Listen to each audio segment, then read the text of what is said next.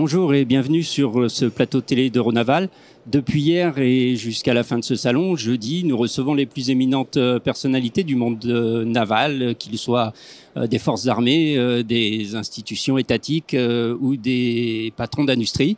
Aujourd'hui, j'ai l'honneur de recevoir Patrice Caine, président et directeur général de Thales. Bienvenue à nouveau. Merci. L'entreprise Thales, on ne la présente plus, mais quand même, dites-nous quelques mots pour la resituer, surtout dans le contexte d'aujourd'hui. Avec grand plaisir. D'abord, bonjour. Et puis, je suis ravi d'être avec vous ce matin. Thales, c'est d'abord la défense. On est au salon Euronaval, donc à tout seigneur, tout honneur. Hein. On fait à peu près 10 milliards dans la défense. On doit être dans les 10 plus grands groupes de défense dans le monde, quand on regarde les classements par la taille. Mais on fait pas que la défense aussi, hein. On fait de l'aéronautique, un des plus grands équipementiers au monde aéronautique. On fait du spatial aussi, un des grands leaders du spatial en Europe et sur la scène internationale.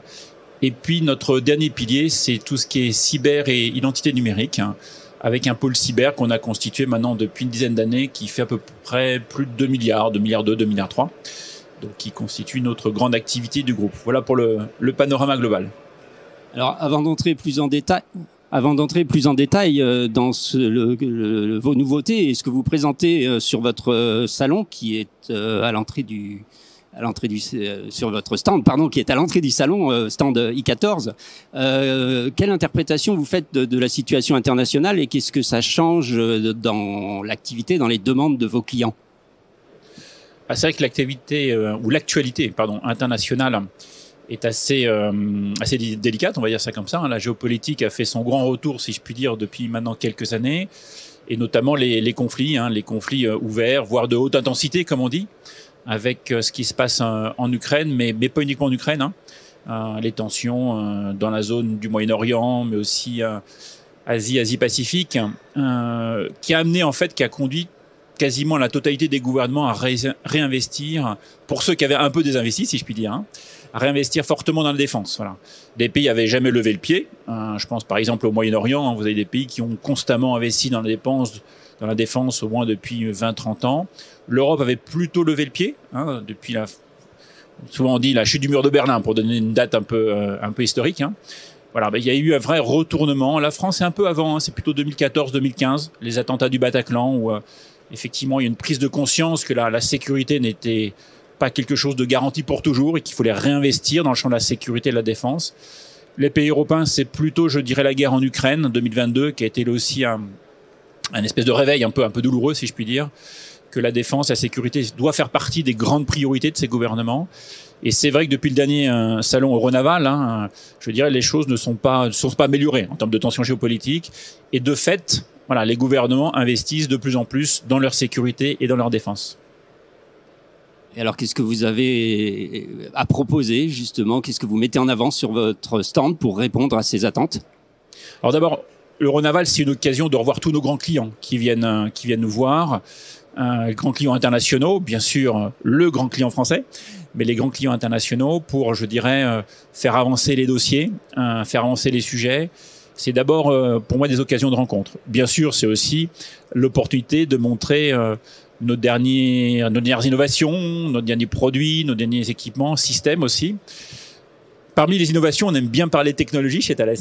C'est quelque chose qui nous caractérise bien.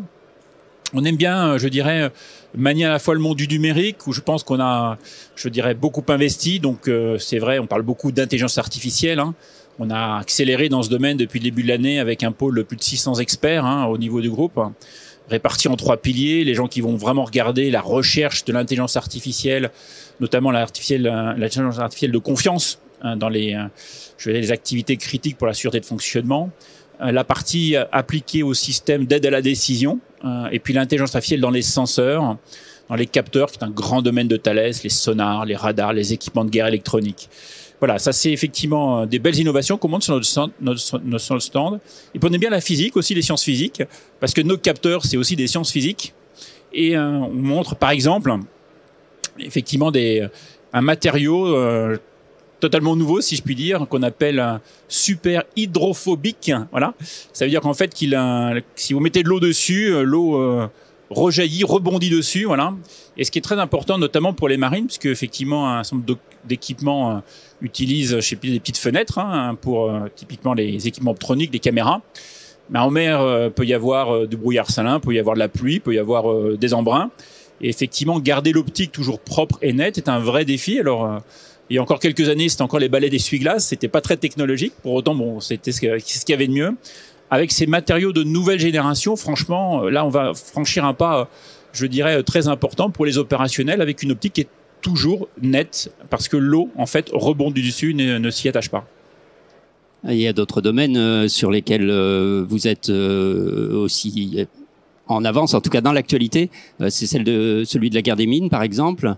Et puis vous parliez déjà il y a 2 ans des applications du quantique. Est-ce que vous pouvez nous en dire un petit peu plus ? Alors la guerre des mines, effectivement, est un des grands pans d'activité navale chez Thales. On est animé par la passion de ce domaine. Il y a un grand programme franco-britannique qui se déroule pour renouveler les capacités de guerre des mines à la fois pour la Royal Navy et pour la marine française. Ce qu'elle a de caractéristique, et c'est vraiment une première mondiale, c'est qu'elle est totalement automatisée et autonome, si je puis dire.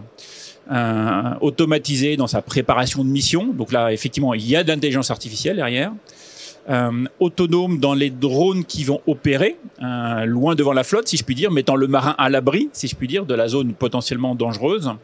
Donc des drones de surface qui vont porter par exemple, des drones qui eux-mêmes vont débarquer avec des sonars pour effectivement cartographier le fond marin.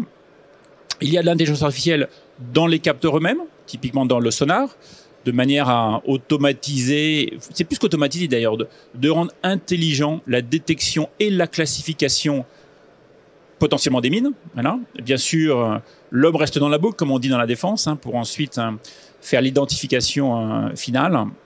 Et puis là aussi, ce système, il met le marin en sécurité en envoyant effectivement l'ensemble de ces actifs, si je puis dire, de ces assets en anglais, loin devant de manière autonome pour aller effectivement déminer un certain nombre d'endroits dangereux, qui soient d'ailleurs loin de chez nous ou plus proche de chez nous, le Goulet de Brest, quand effectivement les sous-marins partent en patrouille, il est important de le nettoyer, de le blanchir. Et là, la guerre des mines joue un rôle absolument clé. Alors, juste avant de parler des applications quantiques, sur cet aspect guerre des mines, où est-ce qu'on en est là ? Les systèmes ont été livrés, me semble-t-il ? Absolument, les systèmes sont livrés progressivement. Il y a eu des phases d'abord de démonstrateurs. Là, effectivement, on passe plutôt, je dirais, aux objets industriels, si je puis dire, qui seront, je dirais, opérationnels. Il y a différents, après, grades, si je puis dire, ou étapes, mais effectivement, le projet se déroule, je dirais, de manière absolument nominale.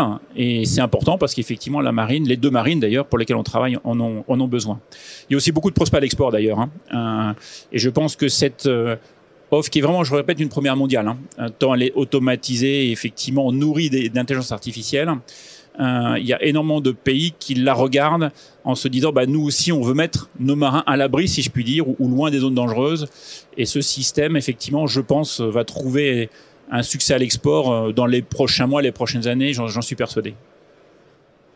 Merci pour ça. Et alors, pour revenir sur ce sujet donc des technologies quantiques, vous commencez à développer des applications. Vous pouvez nous en dire un petit peu plus ? Oui. Alors, on a choisi quelques exemples parce que le quantique, en fait, c'est plein de technologies. Moi, j'appelle ça des bizarreries quantiques différentes. Toujours un peu difficile à expliquer au grand public, mais on va quand même essayer. Là, on en montre quelques-unes. Il y en a une qui, effectivement, fait appel à la technologie qu'on appelle SQUIF. Alors en français, on va essayer de le traduire, c'est des interféromètres superconducteurs quantiques. Voilà. Pour ceux qui aiment, ils vont sur Wikipédia et ils pourront effectivement en savoir un peu plus. Mais en tout cas, pour ce matin, ce sont des antennes en fait de réception qui permettent de faire 2 choses. D'abord, d'avoir une hypersensibilité, donc de détecter des choses qui sont émis à très faible puissance ou assez loin finalement du détecteur lui-même. Et puis surtout, encore plus, je veux dire, spectaculaires, qui peuvent décorréler finalement la longueur d'onde de la taille de l'antenne. Ça, c'est la physique qui nous disait ça. Longueur d'onde, voilà, doit être corrélée à la taille de l'antenne. Là, finalement, on va pouvoir avoir des antennes toutes petites, vraiment toutes petites, capables de détecter, de recevoir des émissions électromagnétiques, j'ai envie de dire, quelle que soit la longueur d'onde, de la très petite adaptée à la taille de l'antenne, mais à la très grande qu'on ne saurait pas faire sans faire appel à cette bizarrerie quantique qu'est le SQUIF. Et donc, si j'ai bien compris, vous avez sur votre stand un mur des technologies qui présente tout ça. Tous ces capteurs, toutes ces nouvelles technologies produisent à profusion des données. Ces données, il faut les traiter. L'intelligence artificielle en a besoin. Elle en reproduit elle-même. Et c'est aussi un des axes de votre activité, un des axes majeurs. Est-ce que vous pouvez nous en dire plus ? Oui, absolument. Effectivement, comme on dit, ce déluge de données, c'est un peu le terme consacré, si je puis dire, dans le domaine, vient du fait que les capteurs, en fait, il y a une quinzaine d'années, sont passés du monde analogique au monde numérique. En fait, c'est cette première évolution technologique qui a rendu possible le fait de s'intéresser aux données. Parce qu'avant, en fait, on n'en avait pas. Voilà. Donc, effectivement, aujourd'hui, tous ces capteurs génèrent une montagne, une masse, un déluge de données. Et finalement, on s'est dit, qu'est-ce qu'on en fait ? Voilà, une fois qu'on a ça, comment on l'exploite au mieux ? Il y a une dizaine d'années, on parlait plutôt de big data, d'analyse de données massives. Là, on est plutôt rentré dans l'ère de l'intelligence artificielle. Donc, les données sont toujours massives, d'ailleurs, en volume.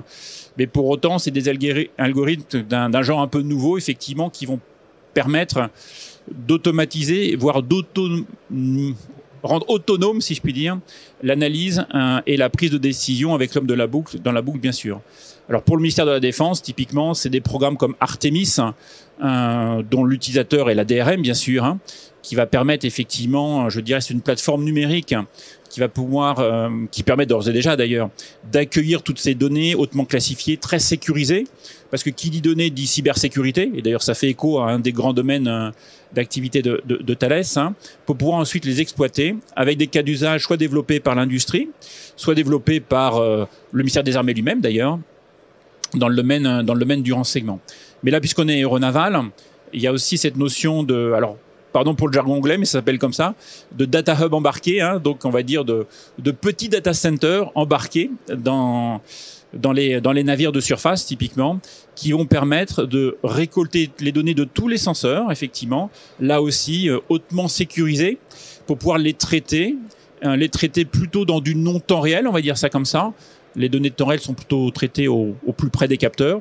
Et là aussi, à base d'IA, de pouvoir effectivement augmenter l'efficacité d'un système de combat, par exemple, ou de la connaissance, si je puis dire, de l'environnement, par rapport à une situation où on n'aurait pas accès effectivement ni à ces données et encore moins à ces algorithmes d'intelligence artificielle. Merci beaucoup, Monsieur Kane. Je pense qu'avec tout ça, on a fait un tour de ce que chacun de nous va pouvoir aller approfondir avec vos experts sur le stand de Thales, donc à l'entrée du salon au numéro I14. Je vous remercie encore. Merci beaucoup. Merci à tous d'être avec nous ce matin. Nous allons poursuivre dans quelques minutes sur ce plateau avec l'amiral René-Jean Crignola de la société DCI. À tout de suite. Merci. Merci.